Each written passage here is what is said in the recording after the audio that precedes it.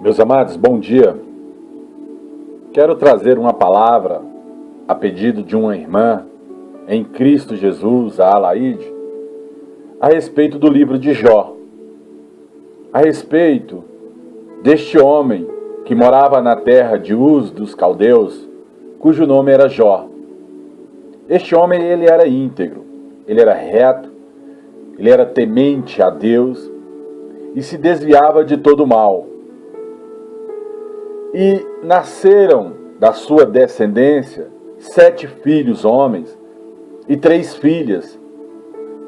E o seu gado era mais de 7.000 ovelhas, 3.000 camelos, 50 juntas de boi, 50 juntas de jumentas. Era também muitíssimos os servos a seu serviço. De maneira que este homem, ele era o maior de todos do Oriente. E iam os seus filhos à casa de uns aos outros, e faziam banquetes, cada um por sua vez, e mandavam convidar as suas 3 irmãs a comerem e a beberem com eles. O interessante é que nós temos aqui a família perfeita. Jó também era juiz. Jó, ele julgava a causa do povo daquela região. Jó era um sheik, na verdade, muitíssimo rico. Mas sucedeu que, tendo decorrido o turno de dias dos banquetes, Jó enviava e santificava e se levantava pela madrugada para oferecer holocaustos segundo o número de todos eles. Porque dizia Jó: porventura pecaram os meus filhos e blasfemaram ou renunciaram a Deus no seu coração. Jó, ele temia. A Bíblia Sagrada diz que Jó, ele fazia sacrifícios a Deus. Todos pensam que simplesmente foi porque Satanás chegou diante de Deus requerendo a Jó.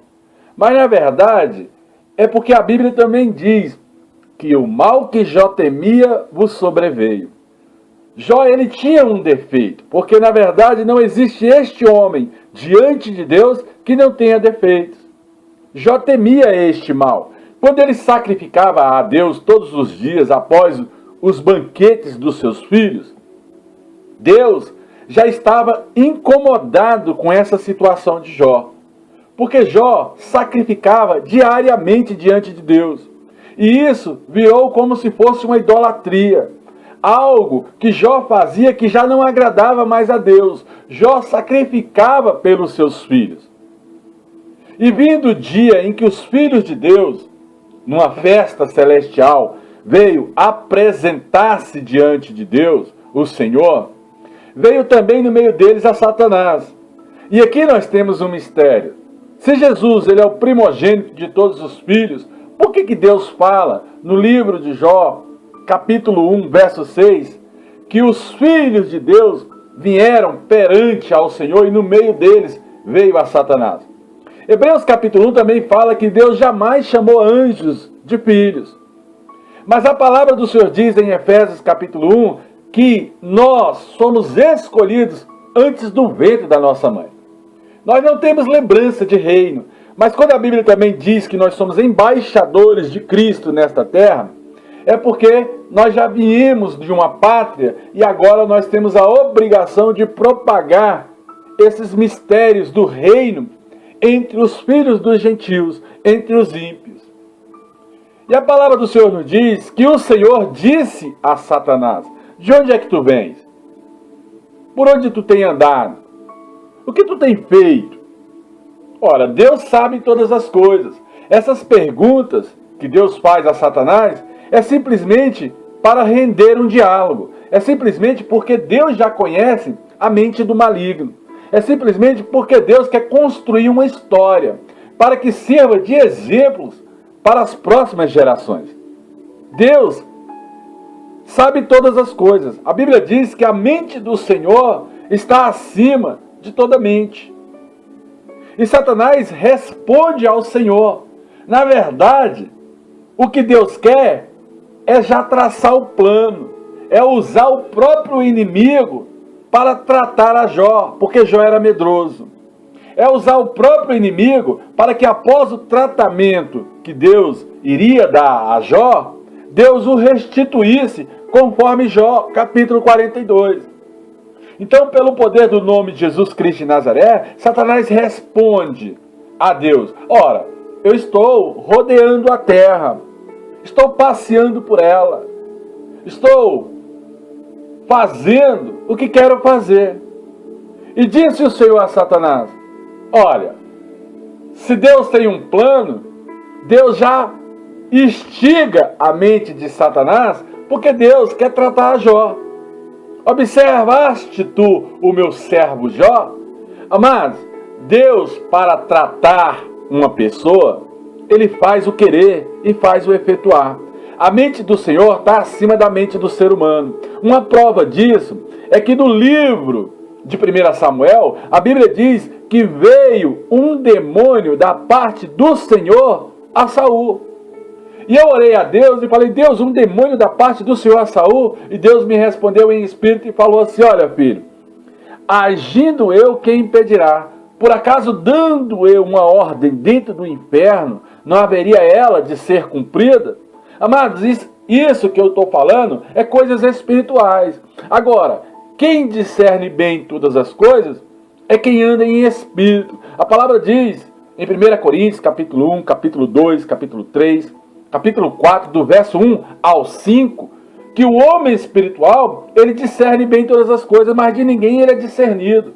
Mas todo homem, toda mulher, deve andar em espírito. Como é que eu faço para andar em espírito e compreender as coisas de Deus, as coisas do espírito?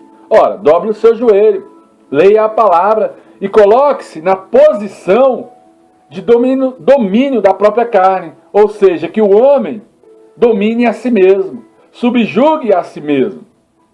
Porque quando Deus fala: observastes o meu servo Jó, porque ninguém há na terra semelhante a ele. Ora, Deus está instigando a mente do demônio, para que o demônio pense que ele está no controle, para que o demônio venha pensar que ele, Satanás, é que está no controle da situação. E Deus continua a instigar a mente do demônio. Homem sincero, homem reto, homem temente a Deus, e que se desvia do mal da terra. Então, Satanás, ele vê aí uma oportunidade para tentar afrontar a Deus, enquanto Deus já tinha um plano para a situação. Ele já sabia que Satanás viria com cobranças espirituais. Então Satanás responde ao Senhor e diz: porventura teme Jó a Deus debalde, ou em abundância, ou em sinceridade de espírito? Porventura não cercaste tu ele com cercas espirituais, a sua casa, os seus bens? Olha Satanás reconhecendo o poder de Deus, porque aquele que Deus protege, protegido está. Se Deus te cobre, coberto está. Porque a Bíblia fala em Romanos capítulo 4, versos 6 a 8, bem-aventurado cujo Deus encobre. E se Deus te cobrir, cobrido está. Satanás aqui, ele reconhece que há uma cobertura de Deus sobre a vida de Jó. Isso está tudo no capítulo 1 de Jó, meus amados. E tudo quanto tem, tu o protege. Protege a obra das suas mãos, abençoa ele, abençoa o seu gado. E ele vai só se aumentando em terra. O que Satanás está falando aqui é que ele não tem brecha. Há um sinal de fraqueza de Satanás. Porque agindo Deus, ninguém impede. Jó estava debaixo da proteção do Senhor. Mas Jó temia pelos seus filhos. Ora, eu vou aqui oferecer sacrifício diante de Deus, porque meus filhos podem ter blasfemado contra o Criador no seu coração. Então todo dia ele ficava oferecendo sacrifício a Deus. Amado, a Bíblia diz para que nós não sejamos demasiadamente loucos. Nós não podemos ficar num ritual diante de Deus como se fosse religioso. Deus queria tratar a Jó e sabia do coração de Jó. Deus sabe todas as coisas. Se ele mata e se ele faz viver, e se ele deixa o inimigo agir, o plano dele vai ser sempre o plano dele, usando o inimigo ou não, assim como usou até mesmo na vida de Saul, assim como ele fez nas pragas do Egito, quando ele, Deus, trancou o coração de Faraó para que não deixasse o povo ir embora. Tudo está concretizado já na mente do Todo-Poderoso, mas as pessoas não querem compreender estas coisas. Então, Satanás, ele foi expulso dessa moradia celestial. Ele era Lúcifer, anjo de luz, revestido de ouro, safiras, revestido de joias preciosas, da turquesa, revestido da esmeralda.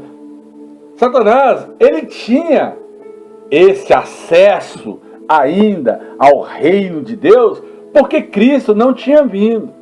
Mas quando Cristo veio, pagou o preço por todos nós, Cristo desceu ao inferno, tomou as chaves da morte e do inferno das mãos de Satanás. E Satanás, a partir deste dia, ele não tem mais contato com o reino, porque Cristo pagou o preço pela humanidade. Satanás, ele ficou restrito somente à terra. Agora, ele, Satanás, e isto está evidenciado claramente no livro de Isaías, aonde Satanás, ele era dado de perfeição, mas a cobiça dele subiu ao seu coração para se assentar no trono do próprio Deus e querer ser semelhante a Deus. E quando Deus fala, cai por terra os inimigos de Deus, os anjos do Senhor lançam Satanás por terra, até mesmo com a ajuda do próprio Espírito Santo. Satanás fica restrito a esta terra. É por isso que hoje nós temos que combater os principados, as potestades, as hostes do mal, os demônios deste mundo tenebroso, o príncipe deste mundo, o Deus deste século, porque ele quer ser o dono da terra.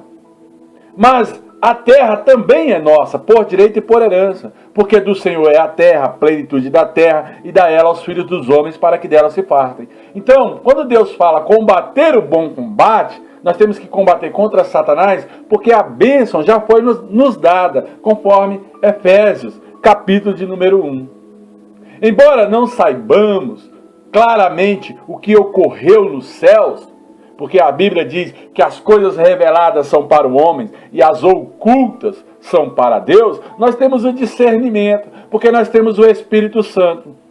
E 1 Coríntios 1, 2 e 3 fala que o homem espiritual ele discerne as coisas de Deus, mas de ninguém é discernido. É por isso que nós, os filhos de Deus, temos que raciocinar conforme até mesmo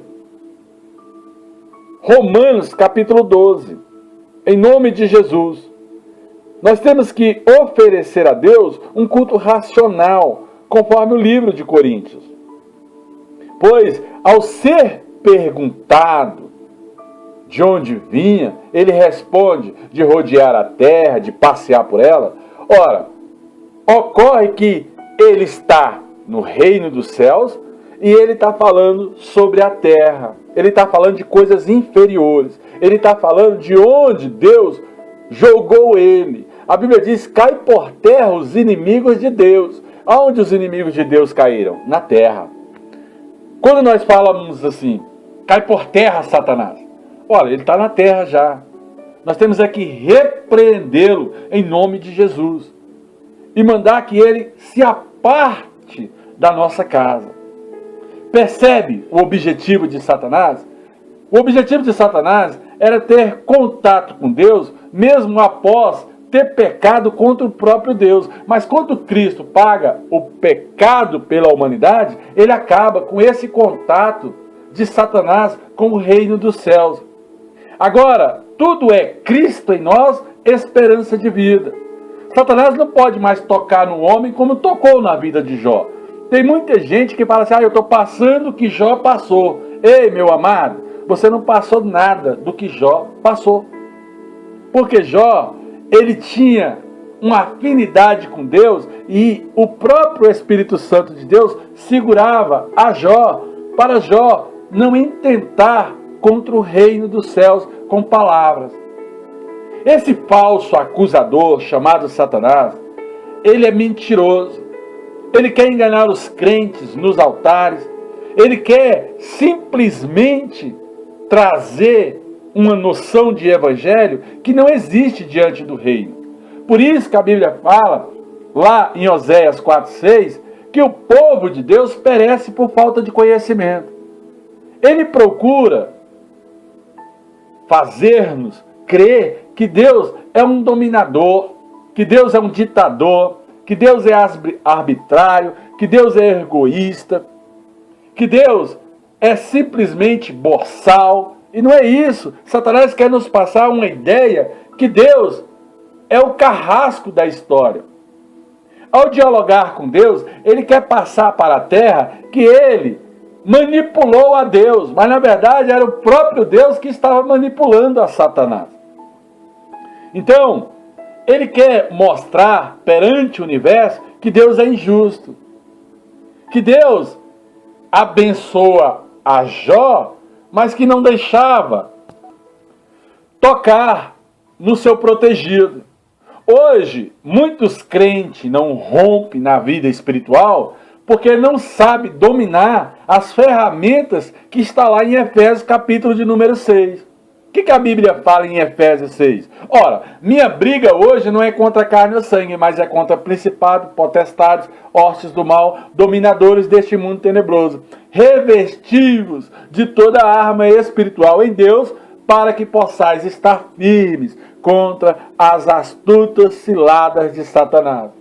Se ele é o Deus desse século, eu tenho que estar preparado. Se ele vir até mim, ele tem que enxergar em mim o Espírito Santo. Porque aí, se ele vir por um caminho, por 7 ele vai fugir. Assim tem que ser Deus na sua vida. Você tem que compreender estas coisas para que você seja grande diante dos homens e pequeno diante do reino. Porque tudo já é teu, por direito e por herança, conforme Efésios capítulo de número 1.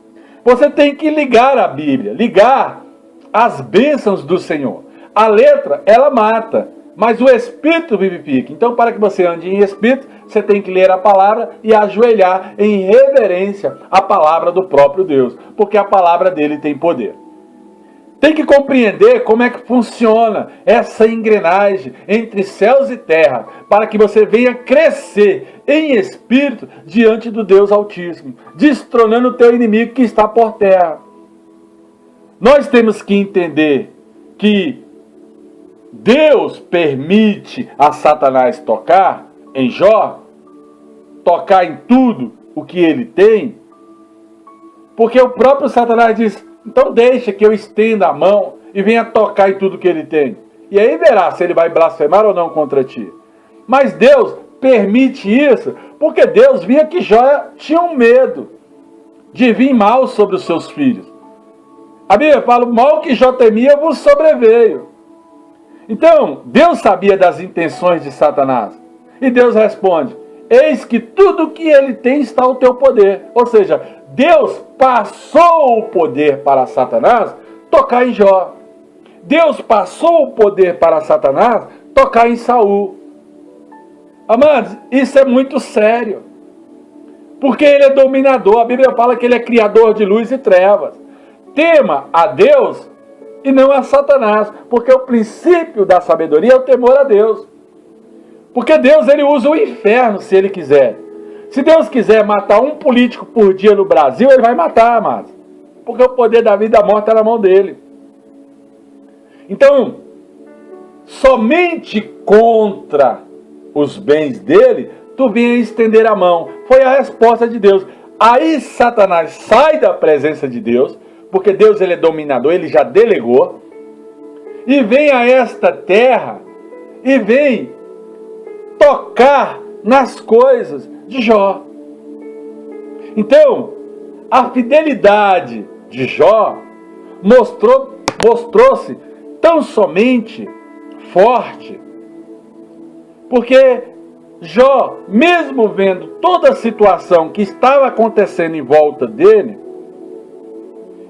ele não blasfema contra Deus. Sabemos que tudo o que Jó passou é só ler o livro.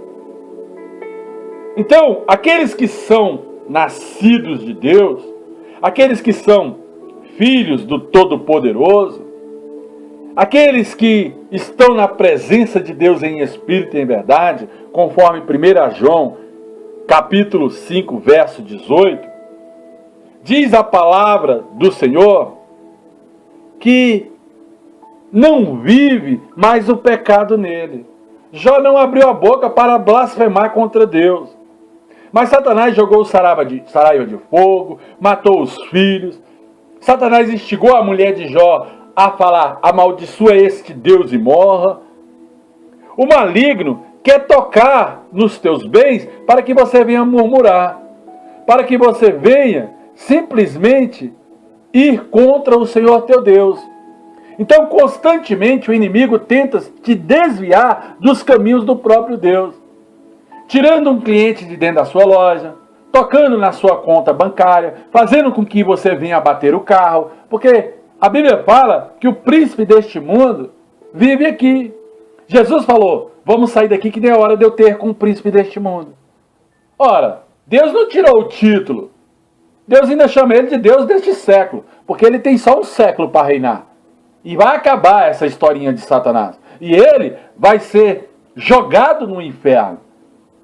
Mas a proteção vinda do reino dos céus não lhe permitia ter domínio sobre a nossa razão. Por isso que ele não conseguia infiltrar aos pensamentos de Jó, para que Jó viesse blasfemar contra Deus. Porque o culto racional ele é do homem. Eu vou blasfemar contra Deus se eu quiser blasfemar. E aí Deus vai me tirar o direito que eu tenho de reino, de filho. Por quê? Porque no dia do juízo, Deus fala: olha, blasfemai contra mim e contra meu filho, mas contra meu espírito seja amaldiçoado. Então ninguém pode blasfemar contra Deus, xingar a Deus, ou falar que Deus é isso, que Deus é aquilo. Assim como foi Satanás derrotado no passado, até mesmo pelo arcanjo Miguel, será no futuro. Satanás ele não tem domínio de nada. Ele só age se Deus permitir ele agir. Mas não é mais como na época de Jó. Ninguém é tocado como Jó foi tocado. Porque hoje nós temos Cristo, a nossa defesa. Ele é o caminho. E aquele que aceita Jesus Cristo como Senhor e Salvador da sua vida, esse não tem mais o direito de ser afligido pelo reino de Satanás. Começa a andar debaixo do tratamento do próprio Deus. E aí cumpre o livro de Jeremias, aonde Deus molda o seu vaso. Então, se você está passando por dificuldades, se você está até mesmo sem o dinheiro para o aluguel, se você está andando de ônibus, e se você não tem ainda o direito na sua mão, a Bíblia fala assim: o reino é tomado por força, por violência. Esforça-te. Dobra o teu joelho, meu amado. Pede a Deus direção. Pede a Deus para abrir porta onde não tem porta. Se esforça, vai atrás da porta. Porque o tratamento hoje é de Deus, não tem Satanás na tua vida não. Pode ter na tua vida preguiça, pode ter na tua vida falta de domínio próprio, pode ter na tua vida vício, que é da carne. Isso não é demônio não, amado. Isso aí é caráter, é princípio, é moral, que tem que ser moldada no joelho. Deus é Deus de paz. E em breve, Ele vai esmagar a Satanás debaixo dos nossos pés. A graça do nosso Senhor Deus, Jesus Cristo de Nazaré, seja conosco todo dia. Como diz lá o livro de Romanos, capítulo 16, verso 20. Então, nossa segurança, o nosso revestimento do nosso inimigo, que é Satanás, está em permanecermos ao lado do Senhor Jesus Cristo de Nazaré. Está em permanecer no Espírito Santo. Que o Espírito Santo permaneça em nós. E se ele permaneça em nós e em todos vós, como não pode o ramo produzir fruto de si mesmo? Eu não posso produzir fruto eu mesmo produzindo. Ora, eu tenho que estar enxertado à videira. Eu tenho que permanecer na videira, conforme João capítulo 15, verso 4. Assim, nem vós podeis dar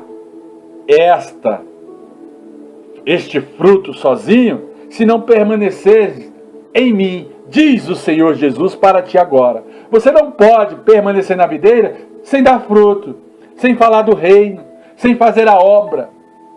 Aí você fica uma presa fácil nas mãos do inimigo. Então, quando tudo der errado, imagine, amado, imagine, você hoje, pelo poder do nome de Jesus Cristo de Nazaré, começa o seu dia.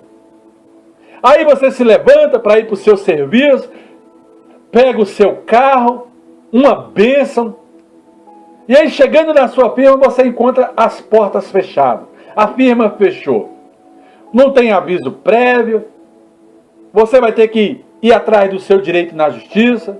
Inesperadamente você está desempregado, tendo obrigações de cumprir em seu lar, em sua família, tendo obrigação de ir ao banco, e aí ter o seu dinheiro lá. E quando você chega no banco para sacar o dinheiro, você não encontra nada, o lugar está vazio. A conta também não tem nada.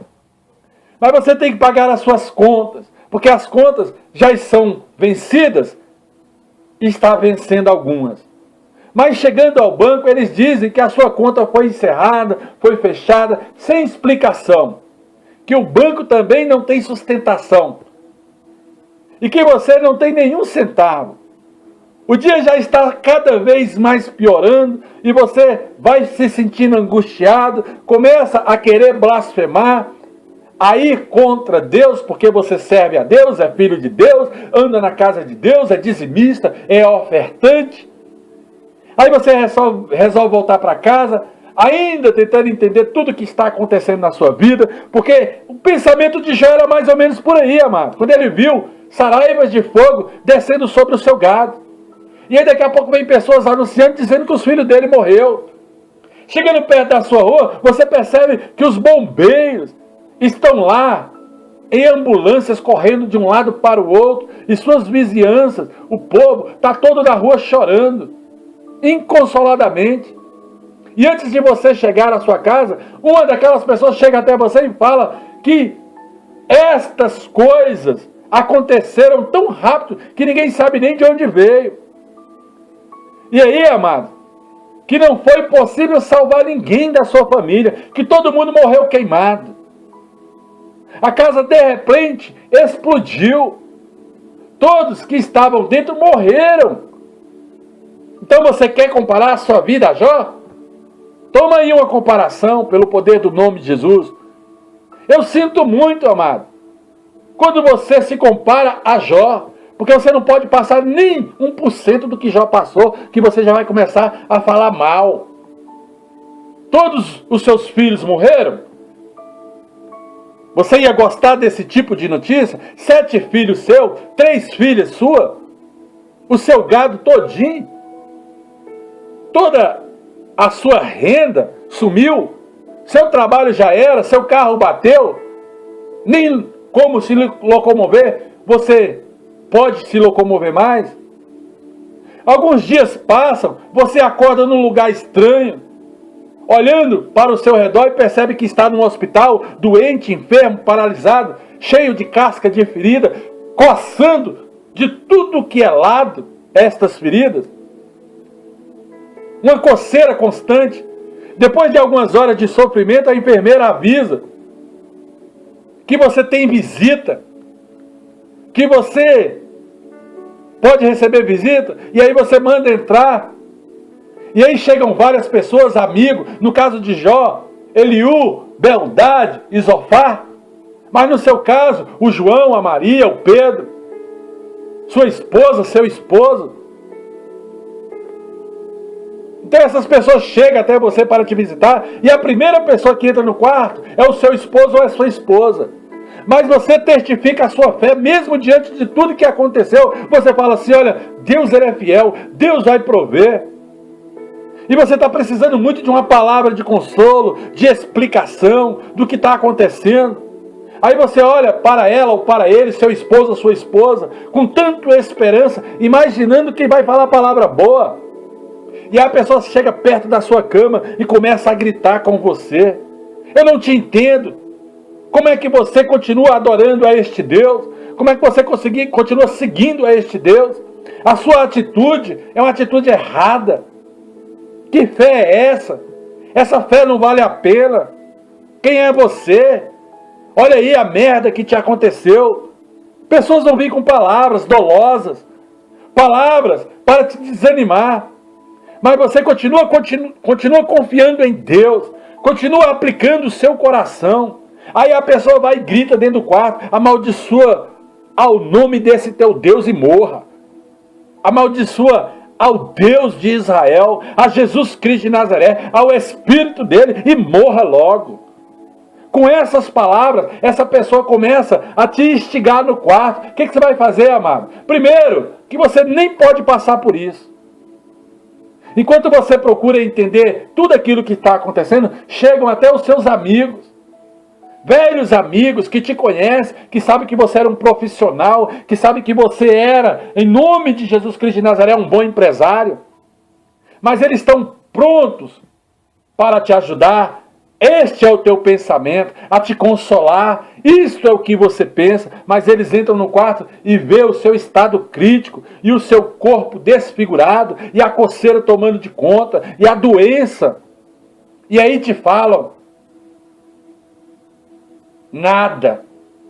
Começam a ficar calados. Ficam ali como amigo, um dia, 2, 3, 4, 5, um mês, 2, 3, porque são amigos. Mas quando eles começam a abrir a boca, eles começam a falar para ti, o que foi que tu fez? Que pecado tem em ti? Sendo que você estava sendo provado entre um diálogo, o resultado de um diálogo entre Deus e um demônio, onde o próprio Deus tinha um plano, um concretizar para a sua vida. Ei, amado, ainda que você passe por momentos difíceis, ei, saiba, Deus está no controle da sua vida. É Deus que é fiel. E depois de um longo período em silêncio, eles começam a falar, você merece isso. Você deve ter feito alguma maldade muito grande e Deus está te castigando.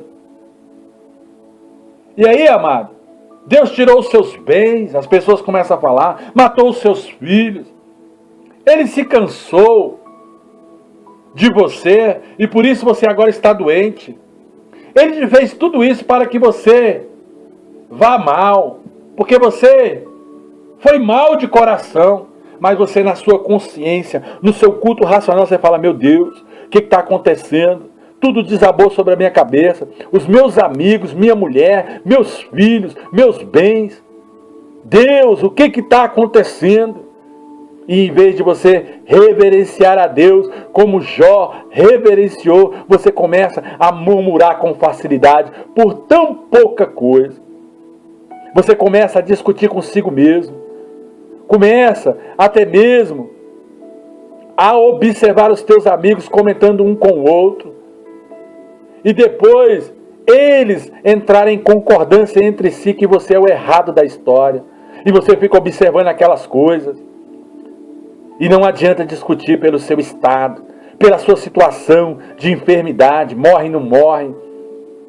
Para eles, você é um descartável, um pecador, que deve sofrer ainda mais. É isso que você compara a sua vida com Jó? Está mais ou menos por aí? A sua vida está do jeito que Jó vive? E de repente, algumas crianças passam até mesmo pelo corredor, e aí você lembra da palavra, seja como as criancinhas.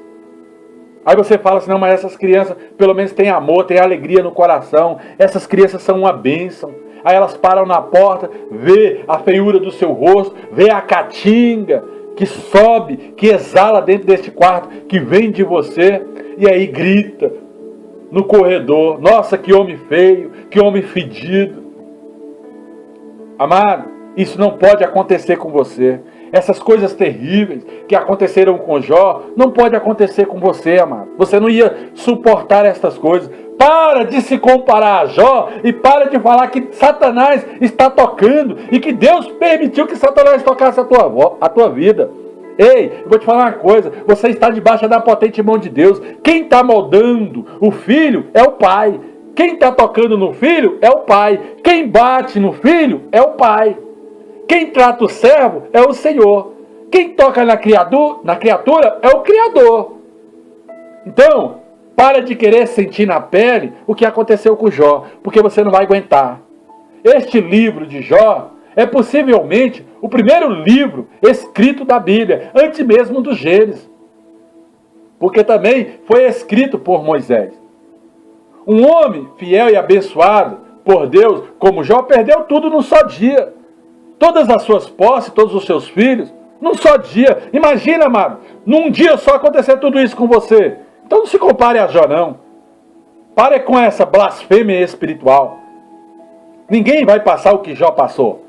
Hoje nós temos o Espírito Santo. Ele está sobre nós. Se uma enfermidade vem sobre o nosso corpo, nós falamos, pelas pisaduras do Senhor Jesus, fomos sarados. E declaramos a cura sobre as nossas vidas. Nós temos hoje autoridade e poder para encarar os principados e as potestades.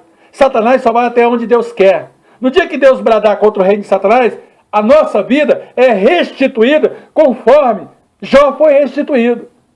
A glória da segunda casa será maior do que a primeira. E a unção será dobrada, conforme Jó capítulo 42. Essa esposa de Jó, que diz, amaldiçoa o seu Deus e morra, é porque não tinha comunhão com Deus, amado. Esses amigos que condenaram, que discutiram com ele, dizendo que ele tinha culpa ou não, isso não são amigos verdadeiros. Mas às vezes nós temos que compreender que também não andam segundo a nossa fé.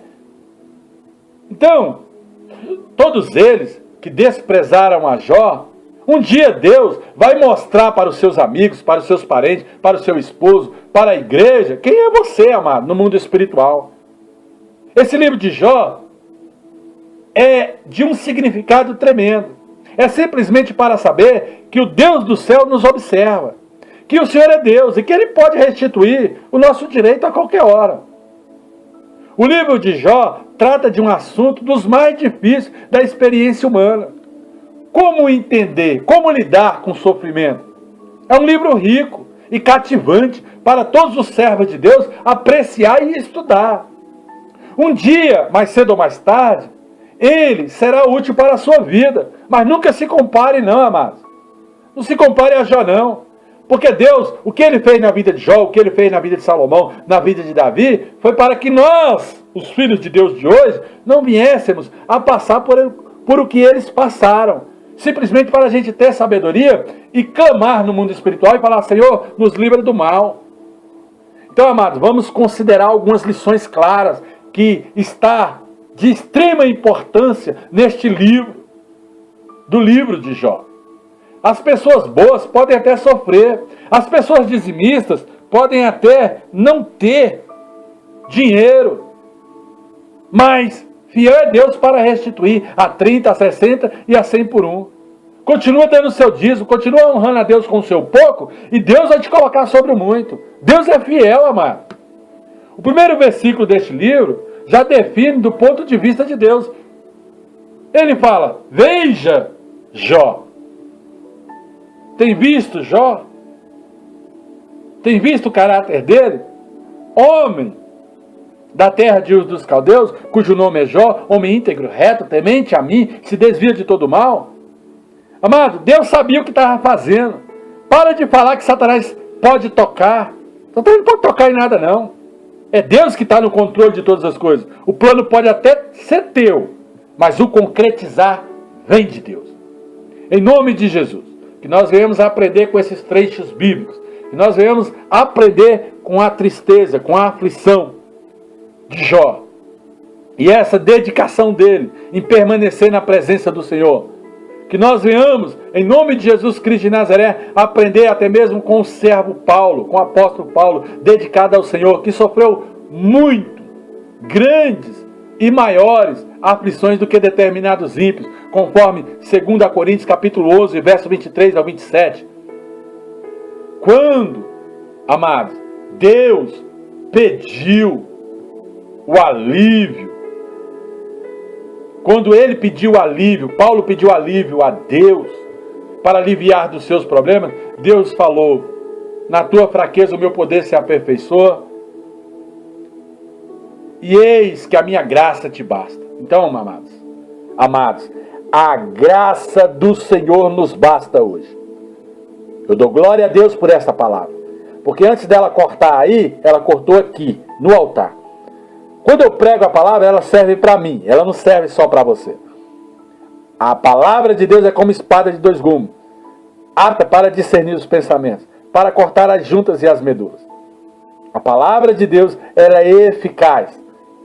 Em nome do Senhor Jesus Cristo de Nazaré, nós somos filhos de Deus. Nós podemos até sofrer na carne, como está lá em Hebreus capítulo 2, verso 9, 10 e 18. Os que servem a Deus sofrem. Jesus falou: no mundo tereis aflições, tem de bom ânimo, eu venci, vós vencerás também. O diabo quer derrubar, dizendo, amado, que nós não somos dignos das bênçãos do Senhor. Mas eu te falo uma coisa: se você agir do jeito certo no mundo espiritual, Deus vai acrescentar o seu direito, vai devolver a glória da segunda casa, e você vai andar de fé em fé, sorrindo, regozijando em Deus e pedindo para Deus para nunca passar o que Jó passou. Graça e paz. Aleluias. Que Deus te abençoe e te guarde. Que Deus faça resplandecer os caminhos e que te dê muita paz. Oh, glória a Deus. Aleluias.